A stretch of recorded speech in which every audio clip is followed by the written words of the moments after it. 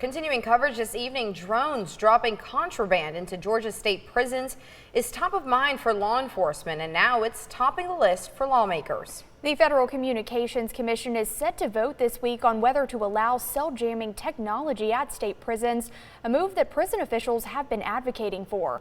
WGXA's Brittany Miller sat down with the FCC chairman ahead of that vote.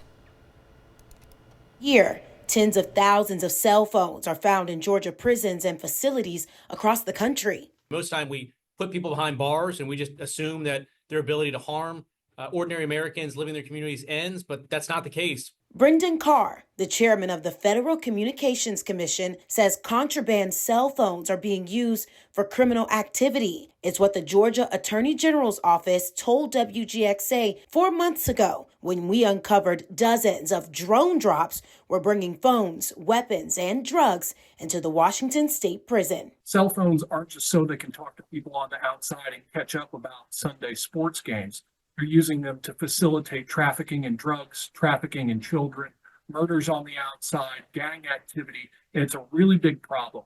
Deputy Attorney General John Fowler says jamming cell phones is the best solution, but current federal law prohibits that. Now, Carr and the FCC is looking to change that law.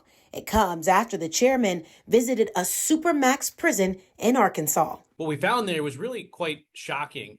The law enforcement officials that work inside these prisons told us directly that probably the hardest and most life-threatening portion of their job is identifying and finding contraband cell phones. With 24 states backing the measure, Carr says he plans to vote in favor of cell jamming, noting the advancements in technology that now make it an effective tool for state prisons, despite concerns that it could affect those outside of prison walls. We can do really sort of narrow, targeted jamming over a defined geography. And so that's one of the things that we're going to look at is how do we make sure that wherever we authorize this, it doesn't have spillover and negative effects on people that are legitimately using their cell phones nearby. If the FCC adopts this decision, Carr says it could be as soon as next year that cell phone jamming technology is allowed to go into effect in Middle Georgia prisons and beyond. We are, moving as quickly as we can because we believe that lives are at stake here.